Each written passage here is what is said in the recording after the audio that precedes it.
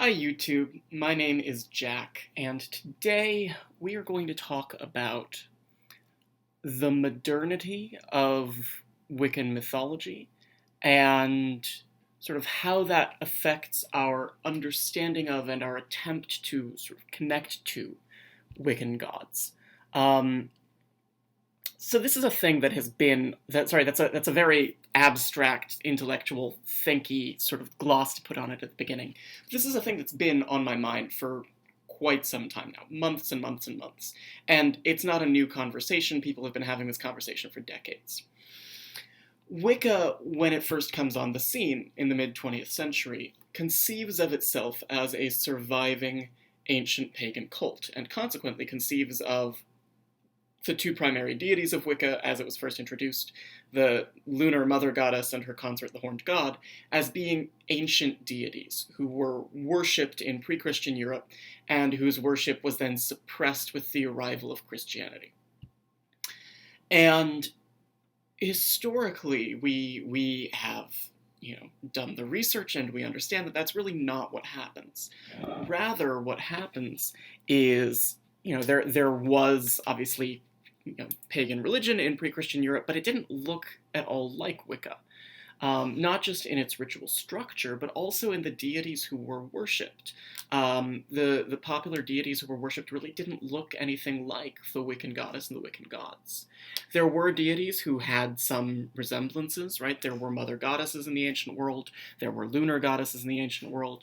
There were occasional horned deities, but they weren't, more often than not, they weren't sort of the primary deities who worshipped. They weren't the largest or considered the most significant deities. They didn't have the largest effect on society. They were there, but they were sort of in the background as part of a pantheon of many other gods, several of whom had much larger roles in ritual, in mythology, and in society.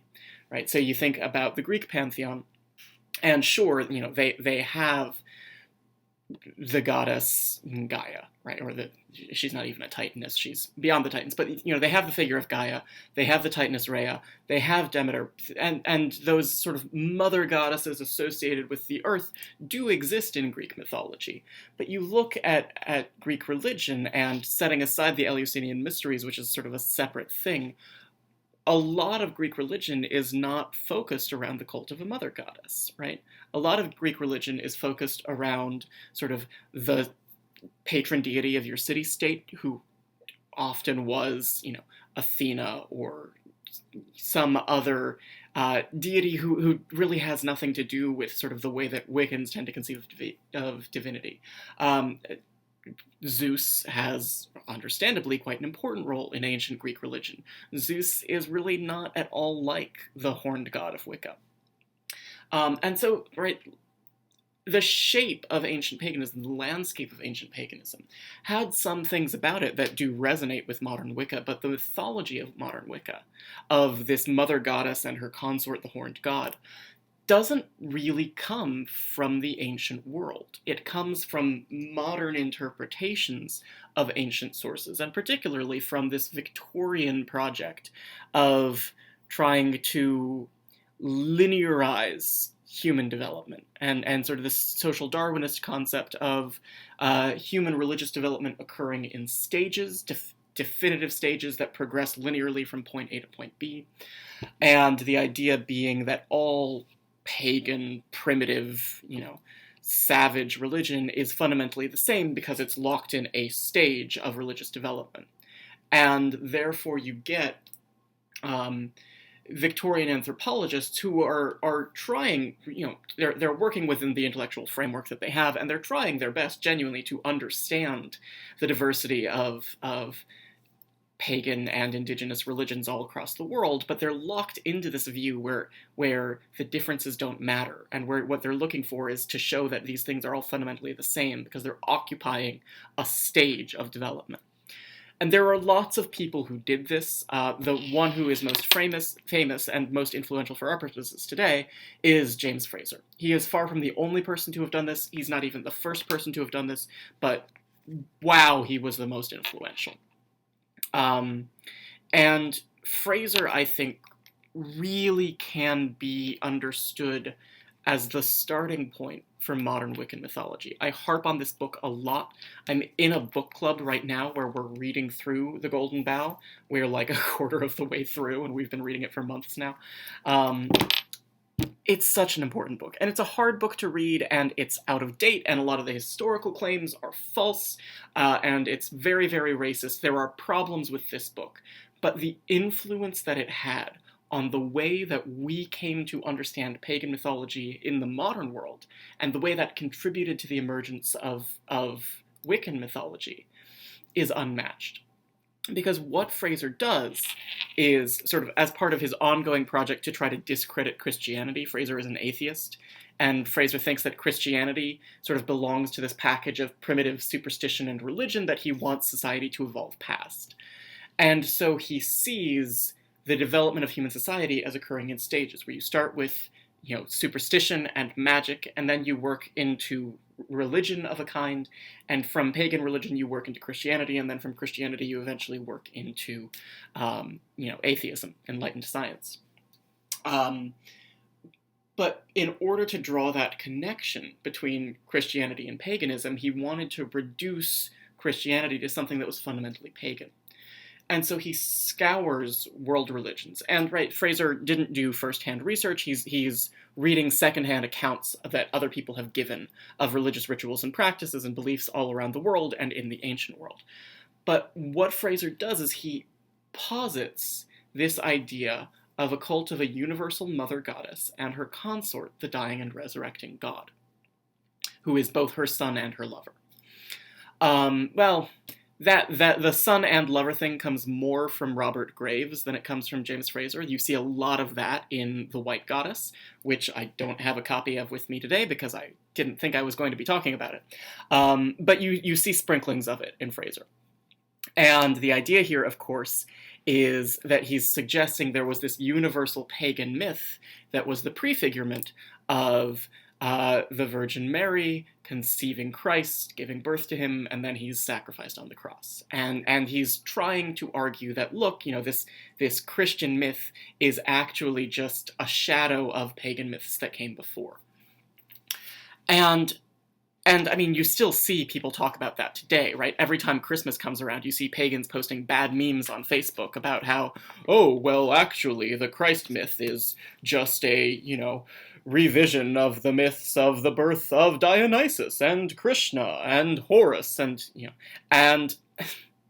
that's all not super true, right? Frazer really sort of abused the primary sources and twisted a lot of the mythology to make it fit his narrative. But it created this new mythology, and this is what I want to get into today. I say 8 minutes into the video. Frazer had a really warped perspective on the actual ancient mythology. And there were cults of, a mother goddess and a dying god, The cult of Isis and Osiris is a really classic example of this, and that's something that Frazer talks about quite a lot. So these cults did exist, but Frazer, I think, really overstates their importance, overstates their pervasiveness, and minimizes all of the diversity of ancient and contemporary pagan or indigenous religion that doesn't fit that mold. But what that did is it created a new mythology for the modern world. And it allowed this vision of the mother goddess and her consort, the dying and resurrecting god, to come into the pagan sphere. And I think this is a really important thing to stop and talk about a little bit, and this is a thing that Ronald Hutton talks about quite a lot, is saying that the mythology of modern paganism looks different from the mythology of ancient paganism, and was influenced by modern sources, is not to say that the gods of modern paganism are fake, are not real, are not worth worshipping, any of that, right? If we believe that the gods are real and have agency, this is a part that Hutton doesn't say, because he's being an academic and he's being very, he's trying to express agnosticism on this, and he doesn't take a side on whether we believe in the gods. But if we, as non-academic, practitioners of paganism, believe that the gods are real and have agency, then they can, make themselves known to the world through these sorts of influences, and over time can come to reveal a new sort of mythology. And that can still be perfectly legitimate and the foundation of a strong and serious religious practice, right? I am Wiccan. I am a hardcore Wiccan. I am all in for the Mother Goddess and her consort, the dying and resurrecting God. That is my bread and my butter. I'm all about that. But there's a thing here where the gods feel and are, I think, in the sense that, right, gods sort of exist outside of time. Time doesn't affect them the same way that it affects us. But the gods are sort of outside of time. They're ancient. They're timeless and eternal in a certain sense.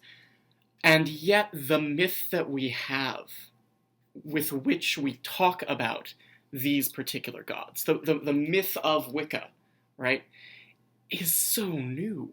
It's so new, and it has a little bit of resonance with things all throughout the ancient world, but it's so modern, and this understanding of the great goddess and her consort who dies and is reborn, and how they are sort of the source of fertility in the land, and how they are in charge of the crops and the animals, and how she's associated with the earth and the moon.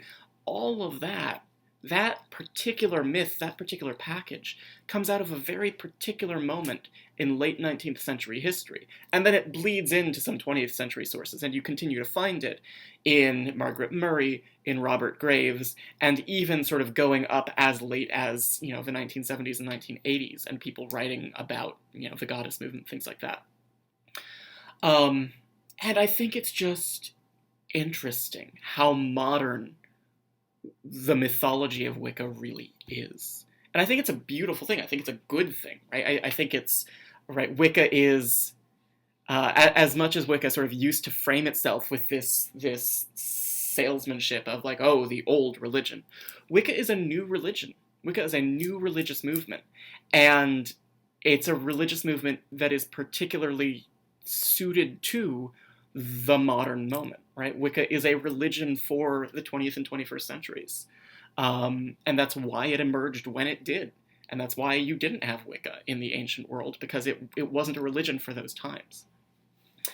And, there are complicated things about that. There's a certain kind of romanticizing of nature that can potentially be very harmful and sort of lead the way to a sense of anti-modernity, and then you get sort of reactionary politics working their way in, and all kinds of, like, religion and politics and society. It's all a whole tangled mess, and I don't want to get too much into that. But I think there's value in affirming and not feeling ashamed about, but feeling proud of, like, no, our gods are modern. And look at this modern myth that we have for our gods that draws on, the stories of Aphrodite and Adonis, and of Qabalah and Attis, and of Isis and Osiris, and of Diana, Nemerensis and Ovirbius. Like, there are resonances with ancient mythology, mostly Mediterranean mythology. And you find sprinklings of cults that are like the mythology of Wicca. But the synthesis of all those things into one great myth of this goddess and her consort is such a distinctly new thing. And I think that's one of the things that makes Wicca very special. That's kind of all I have to say today. This is a little bit of a rambling video, but I'm continuing to read through the Golden Bough. I have about 40 pages to read today for my next meeting in this book club. And I'm constantly struck at, every time I read this book, at how all of Wicca is in here. All of the magic, all of the, the myths of the gods, all of the Sabbats and the Wheel of the Year. It's all here in this book. And, that's not to say that this book is a Bible of witchcraft or anything like that. It's not Holy Writ, but I think this book is the place that a lot of different disparate myths and ideas about paganism and about magic started to come together, and sort of this is the crucible in which a new thing starts to form, which will eventually turn into Wiccan mythology. So there's me waxing poetic about the Golden Bough for 15 minutes. I'm going to sign off here, but I hope you're all doing well, and I hope this video made sense. This is a little less structured than my videos tend to be. This is a little bit more of me just sort of vomiting at the screen. But hopefully you understand the sentiments that I'm trying to convey. So I'm going to sign off before I keep babbling. Have a great week, and I will see you all soon.